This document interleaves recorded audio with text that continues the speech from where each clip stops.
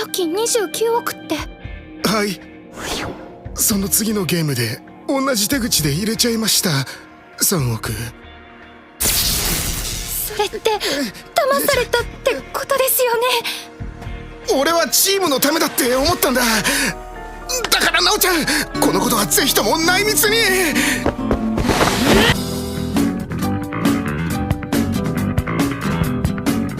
What's good, anime enthusiasts? Welcome to yet another episode review for Liar Game. Now, this particular episode really solidifies the villain as a very important, potential character for us to really follow and possibly even know even more about. Because quite frankly, if we're getting another episode of building him up, of him being Yokoya, building him up, talking him up, letting him do all of these crazy things and to thwart us seemingly at every front, man, this guy has to mean something. Even we hadn't even got a whole backstory on him. If we think about it from the other games that we've done before, all the characters, for the teacher, he himself, they were just a one and done thing done. And now we got Fukunaga, that was the main antagonist of the previous game, and now they are with us for this whole entire ride. So they've been talked up enough, and we've seen them for now the rest of the game from from the beginning of the episode. Now they're here. Now it's time for Yokoya to really take up the mantle, be in the forefront, and now possibly maybe he'll become part of a group, or maybe some other way that all of the characters, that being Akiyama now and Fukunaga, will possibly make a deal with Yokoya or find some way to get into contact with him due to his smarts, prowess through this whole liar game thing. But why is that the case? Why is he being talked up? What's got him now in the spotlight now? What is he doing? Well, beginning of the episode, it's day 2 of the smuggling game. And now it begins with Akiyama taking the smuggling road, and it takes a little bit too long to get into the inspection room. And through the process, he gets doubted, but he manages to snag 100 million from the other team. What was Akiyama doing during that whole entire thing? Well, he was running experiments. He was feeling out the possibilities for winning the game, and in doing so, he found a few, we won't say oddities or like rule breaking things. He just found the mechanics of the game and what all the players are able to do. That particular card that they're using, you could actually make deposits on it, saying if you wanted to take out 100 million, but then at second thought, you're like, wait a minute, I don't want 100 million. I probably want something less. You could actually deposit that money that you just took out to match what you want. Okay, cool. But you can only carry 100 million. What does it matter?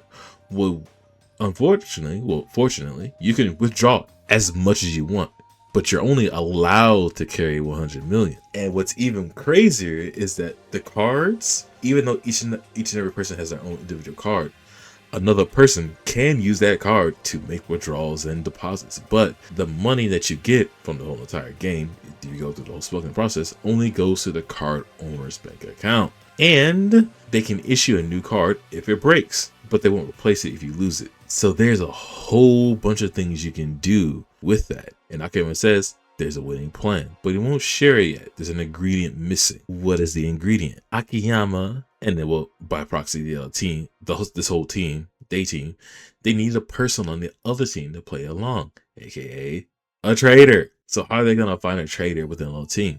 Well, Akiyama's got Now on the case, and this really exemplifies and puts Now in another spotlight, using her strengths to the best of her ability. What is Now doing? She's feeling out the other players because of how honest, nice, and really just there. You really let down your guard. You're lured into Now's niceness. You feel like you can take advantage of her. And you can be calm, you can be cordial, and you're thinking, oh yeah, this is Now being stupidly naive and honest. Well, that's actually to her strength. If you really think about it, in this day and age, if you meet somebody nice, you're really dang, I can come to this guy, I can come to this person for anything. I can just let out all of my worries. They won't judge me. I can just tell them whatever I want, not knowing that that person could really just be faking, and you just divulge your whole entire business, and then they can blackmail you, or they can just do whatever they want with the information that they know. That's now, fortunately, now it's so honest that she won't do anything bad to you. But if you replace it now with any other person with ill intent, dang, you just messed up. But that's how Now is able to pick up the traces of fear within the other members of the team. And so it really does look like Yokoya is leading the night team with fear. So how does Akiyama's plan come into play on all this? Well, his plan is to withdraw the entire day bank, that being the bank on the other team, and deposit the bank that they're trying to steal money out of. Take that whole entire money and put it in the ATM that they're supposedly guarding, the night team's bank. What is that going to do? Well, if you're thinking about it from the previous episode, once the game ends, whose ever ATM has money inside is going to be divvied out equally to the whole entire team. So if the day team took all of their money and put it into night team's bank and just rolled it out to the end, well, they got no money in the bank. Night team has like 4 point some odd billion that goes out directly to the day team members. Simple, easy.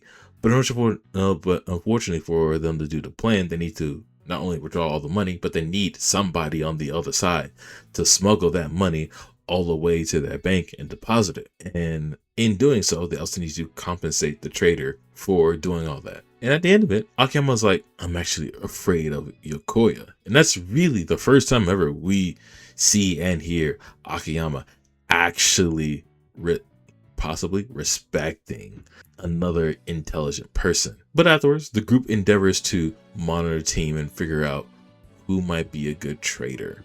And they even investigate the rotations that the night team has been doing. And there's some irregularity in it. And so now talks to two of our teammates that are part of the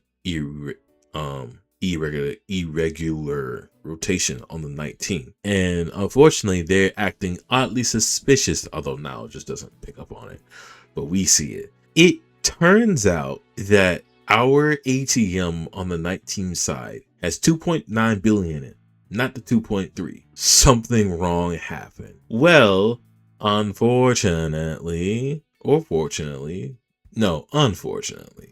during one inspection, one of our guys, one of those two bozos, leaked the day team's rotation. And the guy in the inspection room says that, Yokoya has a plan to win it.